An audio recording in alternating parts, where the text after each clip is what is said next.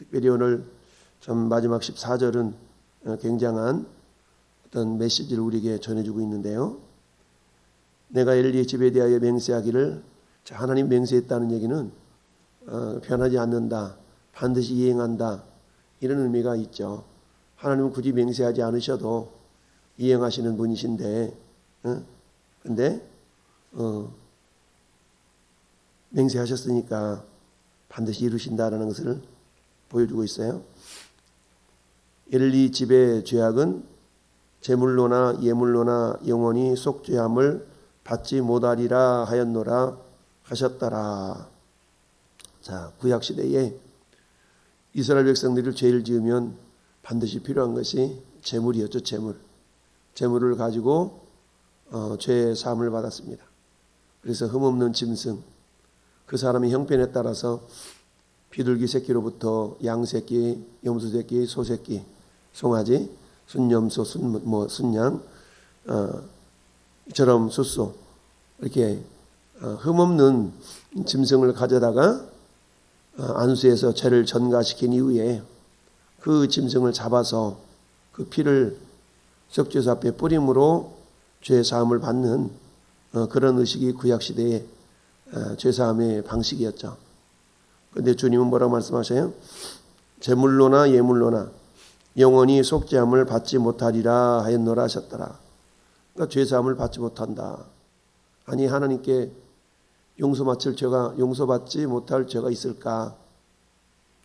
예수님도 말씀하셨죠. 마태복음 12장 31절 32절에서 용서받지 못할 죄가 있다라고 말씀하셔요. 용서받지 못할 죄는 뭡니까?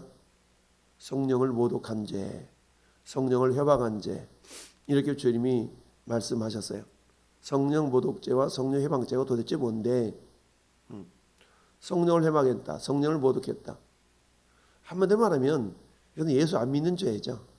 예수 안 믿는 죄. 그러니까 성령은 끊임없이 우리 주변에서 우리에게 녹화하거든요.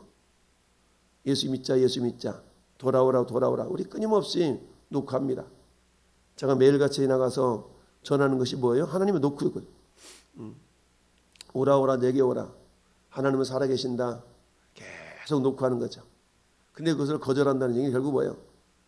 성령을 멸시하는 것이고 성령을 시인하지 않는 것이고 이런 모습들이니까 결국 어때요? 죽을 때까지 그들이 그러는 하나님의 소리를 대신 전하는 대신 전하는 자들의 소리를 외면하면 그게 결국 성령을 소멸하는 것이요, 성령을 회방하는 죄가 됩니다. 오늘 말씀도 마찬가지죠. 하나님 계속적으로 엘리 가문에 대하여서 엘리에게 하나님이 각성시키시고 엘리를 통하여 그 아들들에게 계속 말씀하셨지만 그런데 어떻다고 그랬어요? 이들이 결국 하나님의 말씀을 듣지 아니했다라고 말씀하고 있죠.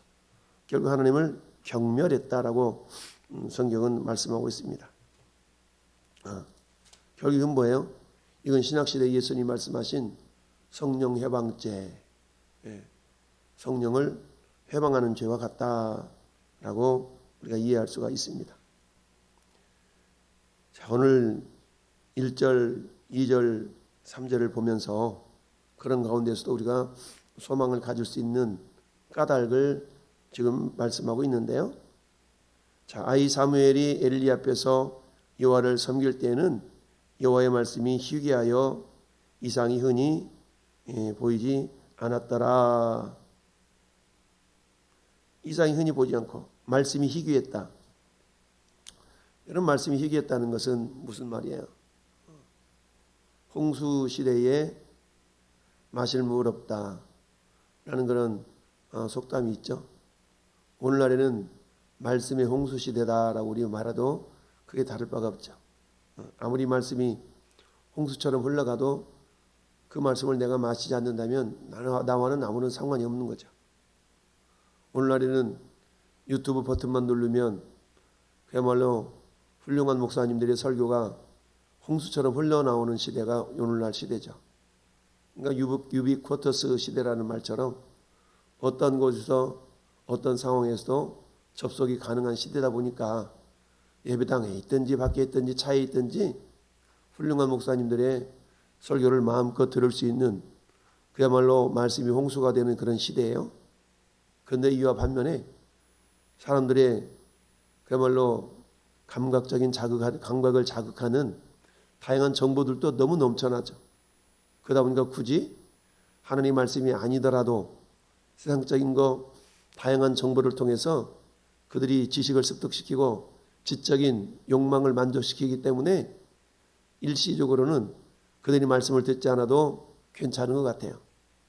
그러나 하나님은 우리 사람을 육체로만 만들지 않고 육체와 영혼, 영과 혼과 육체로 만들기 때문에 육체가 양식을 필요한다면 반드시 영혼도 양식을 필요한다라는 것을 우리는 알고 있지만 세상 사람은 그걸 모르잖아요. 그러니까 육적인 양식, 혼적인 양식 이 두 가지로만 그저 만족해하고 살아가는 거죠. 여호와의 말씀이 희귀했다. 당시의 시대상을 보여주고 있는 겁니다. 말씀이 풍성해서 그 풍성한 말씀을 먹고 살아야 될 텐데 말씀이 희귀했다는 것은 뭐예요? 하나님께서 그 시대의 죄악이 넘쳐나다 보니까 알아들을 수 있는 그런 말씀들이 그들에게 들려지지 않도록 했다라는 것과 같습니다. 결국 하나님의 엘리 제사장, 엘리는 대제사장이잖아요. 엘리의 두 아들 홈리와 비나스는 제사장이었고, 그러면 대제사장과 두 제사장이 하나님의 말씀을 온전하게 받지 못하는 시대가 되었다는 얘기는 그들 뿐이겠습니까? 모든 국민에게도 모든 백성들도 그러하다라고 우리는 미루어 볼 수가 있습니다. 2절은 엘리의 눈이 점점 어두워 가서 잘 보지 못하는 그때에 그가 자기 처소에 누웠다. 이것도 이중적인 의미가 있잖아요. 생물학적인 건강이 연약해져서 눈이 어두워졌다라고 말할 수도 있지만 굳이 이렇게 표현한 까닭은 당시에 하나님의 어떤 계시, 하나님의 어떤 그런 가르침 이런 것들에 대해서 결국 어때요? 잘 깨달아 알 수 없는 그런 영적인 암울한 시대가 되었다라는 것을 보여주고 있죠. 그러나 1절과 2절은 그야말로 암울한 시대였지만 그런데 3절은 그래도 희망을 주는 메시지이죠. 하나님의 등불은 아직 꺼지지 아니하였으며 사무엘은 하나님의 궤에 있는 여호와의 전에 누웠더라. 사무엘이 지성소에 누워있다는 얘기가 아니겠죠. 지성소는 대제사장만 1년에 한 차례씩 들어가니까. 제사장들이 사명 중에 한 가지가 뭡니까? 성소에 있는 등불이 꺼지지 않도록 관리하는 거죠. 그러니까 저녁에는 켜놨다가 날이 밝으면 끄고 이런 일이죠. 그러니 등불이 아직 꺼지지 않았다는 얘기는 아직 저녁이라는 얘기죠. 그러니까 날이 밝으면 등불을 껐다가 날이 어두워지면 등불을 켜고 하는 것이 제사장들의 역할 중에 큰 역할 중에 한 가지였죠. 등불이 꺼지지 않는다. 이 등불은 무엇을 상징을 해요? 기도죠, 기도. 그래서 성소에 들어가면 오른쪽에는 떡상이 있고 왼쪽에는 등대가 있고 그리고 휘장 앞에는 금향로가 있죠. 이 세 가지가 있었어요. 그래서 떡상은 매 안식일마다 떡을 교체를 합니다. 그러니까 떡상에 떡 12덩이가 각 지파별로 한 덩이씩 12덩이가 떡상에 놓여 있는 거예요. 이 떡상은 말씀을 상징을 하죠. 그 떡상이 떡은 항상 단단해지지 않도록 잘 만들어서 일주일 가도록 만들었으니까 한마디로 말하면 제주가 기술이 좋은 것 같아. 오늘날에는 아무리 맛있는 떡을 만들어도 뭐 냉동고에 들어갔다 꺼내지 않는 이상 일주일 지나면 다 굳어지잖아요.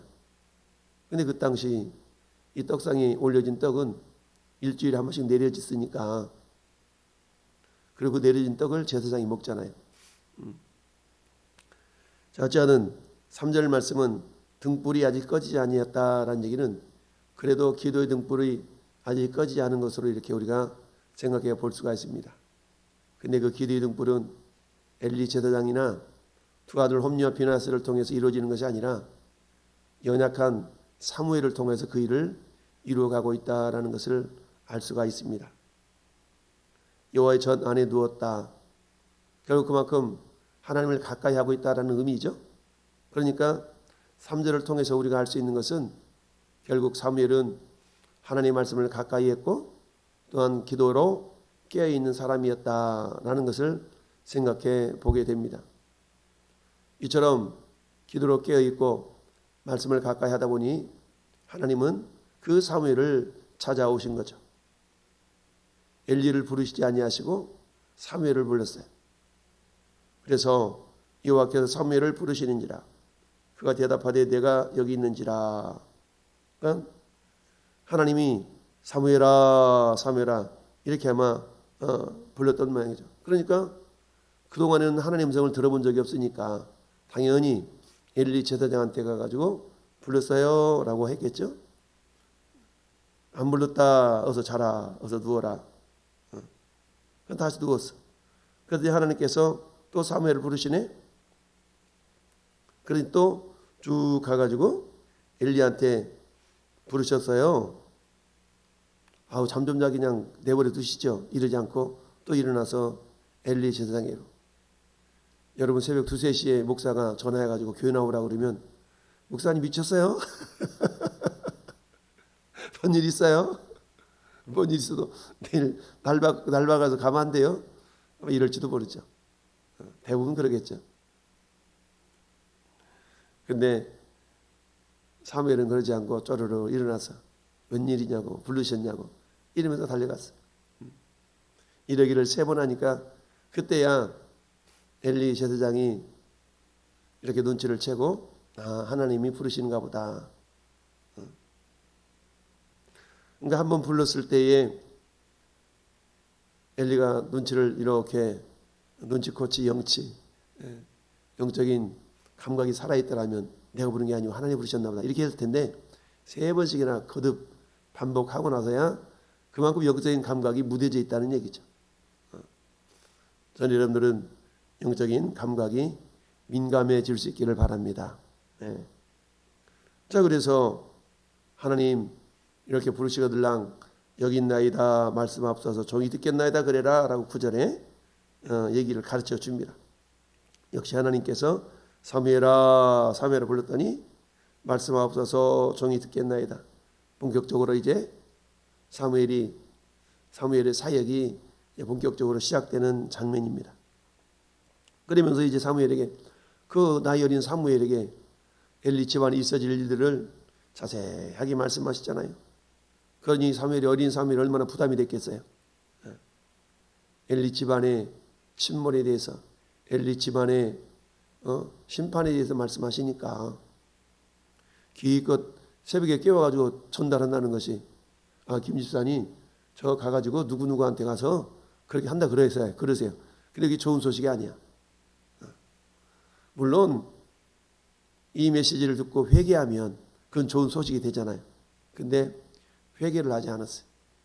하나님은 그 어떤 죄도 회개하면 용서해 주시지만 아무리 연약한 죄도 회개하지 않으면 용서할 수 없는 것이 하나님의 법칙 아니겠어요? 그런데 어제는 어땠어요? 엘리 제사장을 하나님이 책망한 그 원인이 뭐였어요? 29절 네 아들들을 나보다 더 중히 여겨 그랬죠. 그러니까 우리가 자녀들을 사랑해야 되는 것은 당연하지만 그러나 우선순위를 항상 우리가 하나님보다 앞세워서는 안 된다. 그러니까 하나님보다 앞세우는 모든 것들은 다 우상이다라고 표현할 수가 있는데 우리들에게 그런 요소들이 있을 수 있죠. 그러면 어떻게 우상 숭배의 유혹을 이겨낼 수 있다고 그랬어요? 그것도 하나님께 맡기라. 하나님께 드리라라고 그랬죠. 마치 누구처럼 아브라함 이삭을 하나님께 드렸던 것처럼. 또한 누굽니까? 사도 바울이 사도행전 20장에 있는 것처럼 나의 달려갈 길, 주 예수께 받은 사명, 그걸 잘 감당하기 위해서는 나의 생명조차도 조금도 귀한 것으로 여기지 않겠노라. 그 생명조차도 주님께 맡겨버리는 그런 어떤 모습이죠. 자, 오늘 본문의 말씀, 기도로 깨어서 말씀을 가까이 하라. 즉, 이 사무엘, 어린 사무엘 선지자의 등불이 꺼지지 않는 이런 모습은 기도로 깨어 있는 것을 상징하며, 또한 하나님 궤에 있는 여호와의 전에 누웠다라는 것은 그만큼 여호와의 궤는 말씀을 상징하지 않습니까? 그 하나님 말씀을 가까이 했다라는 것을 의미합니다. 오늘날에는 각 가정마다 성경이 한 권만 있지 않죠? 수많은 성경들이 각 가정에 비치되어 있지만 성경책은 많지만 성경책 속에 담겨져 있는 하나님의 말씀을 풍성히 우리가 묵상하고 가까이 하기는 또한 다른 문제인 것을 우리는 알 수 있어요. 오늘 말씀을 통하여서 우리가 기도로 깨어있고 하나님을 가까이 하는, 말씀을 가까이 할 때 오늘날에도 사무엘에게 들려졌던 그런 모습을 우리를 찾아오시지는 않지만, 그러나 우리는 어때요? 말씀을 읽는 가운데 마치 그 말씀이 살아있는 것 같은 그런 체험들이 얼마든지 할 수 있거든요. 그러니까 말씀이 살아있다는 얘기는 말씀이 달다라는 그런 의미가 그런 거거든요. 어느 때처럼 성경을 읽는 가운데 불현듯 우리에게 감동이 되어지는 말씀들이 있거든요. 이전에는 그냥 지나갔는데 이번에 읽었더니 이 말씀이 굉장히 은혜가 되고 복이 되고 불현듯 깨달아지고 이런 게 있어요. 그래서 나에게 지금 하나님이 말씀하고 있다라고 우리가 일반적으로 받아들일 수가 있죠. 오늘도 기도로 깨어서 하나님의 말씀을 가까이 하는 자에게 하나님은 놀라운 은혜를 경험할 수 있도록 인도해 주신다라는 사실을 기억하면서 아직 등불이 꺼지지 아니했다. 저와 여러분들의 기도의 등불이 꺼지지 않는 하나님의 사람들 될 수 있기를 예수님의 이름으로 축원합니다. 아멘.